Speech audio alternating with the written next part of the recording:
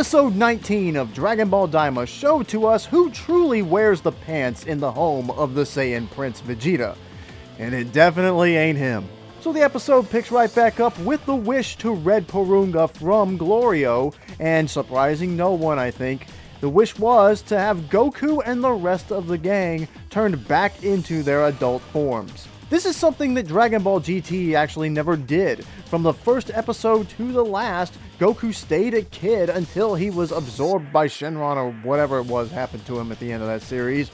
So Glorio has betrayed Dr. Aransu. Her plan to become the next Supreme Demon King and defeat Goma has gone up in smoke. She's not too happy about that, and she promptly fires him, which is kind of getting off easy because I really expected her to want to retaliate. Then again, with Majin Ku and Majin Buu not really turning out to be these big bad evil villains, maybe there is some goodness down in Aransu too. Glorio goes and rejoins everybody after having made the wish, and everybody thanks him for it, but he looks really kind of disappointed in himself, and I kept expecting him to admit that he was going to betray them all along and then just chickened out at the last second when Goma became so powerful.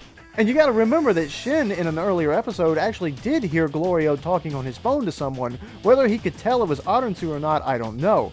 But at least somebody in this group knows that Glorio was up to something. But it looks like they're not too worried about whatever it was he was planning to do because he ultimately didn't do it. So everybody got their adult bodies back.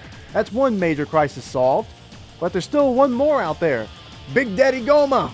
Now that everybody's big again, Vegeta decides it's time to bring back the standard one-on-one fight that the Saiyans love to implement. So now it's Vegeta versus Goma, and while this fight looks great, it does bother me so bad that after they were struggling so hard against Goma already, Vegeta decides to start the fight in base form. It's not long though before he works his way up through to Super Saiyan 3, and I do have to say that as an adult, the form and that choice of just making his hair get bigger instead of longer doesn't look quite as bad. I'm still not that much of a fan of it, but I can at least admit it looks much better in this episode. So now it looks like Vegeta is just having fun with Goma. He's kicking him all over the place. It looks a lot like that Rock Lee versus Gaara fight from early Naruto. However, despite Vegeta's domination in this fight, Goma is taking no damage. Every time Goma gets hit with a major attack, magic pours out from the third eye on Goma's forehead, and he just comes back saying he can keep going. The third eye appears to be giving Goma either invulnerability so that he can't be hurt, or maybe just outright immortality and he can't even be killed. And it's not long before Goku and the others figure this out and start trying to come up with some sort of plan to get around it. Goku suggests that maybe their entire group should try to rush Goma again, but Piccolo points out that if he truly isn't taking damage, then the number of people trying to fight him won't matter. And while the others are trying to come up with some sort of counterattack, Vegeta's power starts draining really quickly because, of course, he's using Super Saiyan 3, and that's that form's major weakness. Then we have Aransu on the other side. She's still pretty upset that her plan didn't work out so well, but she's now turned her eye towards Goma because even if she can't be the Demon King, he's still got to be defeated. Then she remembers that when Abra used the evil third eye, he could take it out at will, so it's not permanently stuck in his forehead. She asks Majin Ku to go get her book of magical items and bring it to her because she thinks she may have an idea as to how to get the evil third eye away from Goma. Ku brings her the book, but Aransu struggles trying to find the page she needs, but Ku has the ability to skim through these pages like lightning, and he's able to find it almost right away. It turns out that the big secret to getting the evil third eye away from whoever the Demon King is you have to strike them in the back of the head 3 times in a row.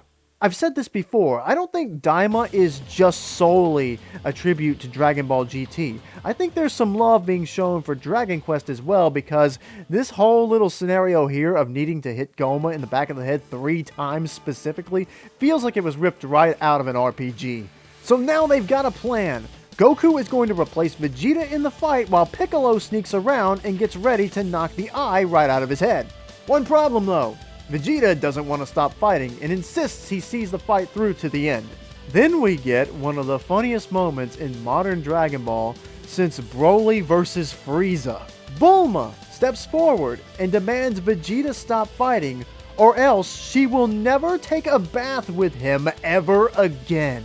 The sheer panic in Vegeta's face when he hears those words is amazing, and he immediately withdraws from the fight and tells Goku to go take his turn.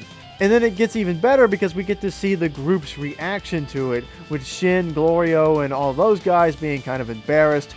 Piccolo is disgusted because he's an asexual slug man, and Goku just doesn't get the significance of what Bulma just threatened to do to Vegeta. Goku being an oblivious country bumpkin is such a nice part of his character. It's so entertaining, and I always hated how Dragon Ball Super made him out to be just more dumb than anything else. There's a difference between not knowing how something works and then not being able to comprehend how it works after it's explained to you. Because Goku's not stupid. We've seen him strategize and come up with ideas throughout the series. It's just for some reason, when they did Super, they just wanted him to be forgetful and just kind of a buffoon. So Vegeta has agreed to step aside, and Goku takes his place and confronts Goma face to face. Then we get a nice little throwback to Goku's demonstration of the Super Saiyan transformations to Majin Buu, where he goes through the exact same sequence again for Goma. However, this time, Goku doesn't stop at Super Saiyan 3.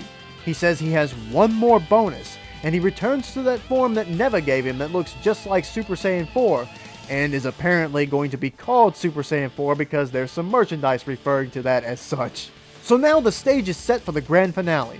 Invulnerable Supreme Demon King Goma versus Canon Super Saiyan 4 Goku. If the theory around how these episodes are named is correct, then there's only one more episode of the show left. So it really feels like there's a lot that needs to be wrapped up before this show can end. What other surprises are in store in this battle before it concludes? What will happen to Goma? Will he be defeated or just locked away? What happens with Aransu and the Majin brothers after this battle is over with? What happens to Degasu, who is now in custody or in some kind of prison somewhere? Will King Kaden take over after all of this? Maybe Glorio or Neva takes over after this is all said and done. There are so many questions that still need answers, and they only have one episode left to give us those answers. This was another action-heavy episode, and while we've definitely moved away from the hand-to-hand combat that we saw in the likes of Goku vs. Tamagami number 3, if you're a big fan of Z or Super, then this kind of stuff is just perfect for you. I mean, you knew what they were going for with this kind of fighting when Vegeta busted out a final flash. What did you guys think about this episode? Are you glad that all of the characters that were wished to be kids back at the beginning are now going to actually get to fight as adults before the show ends?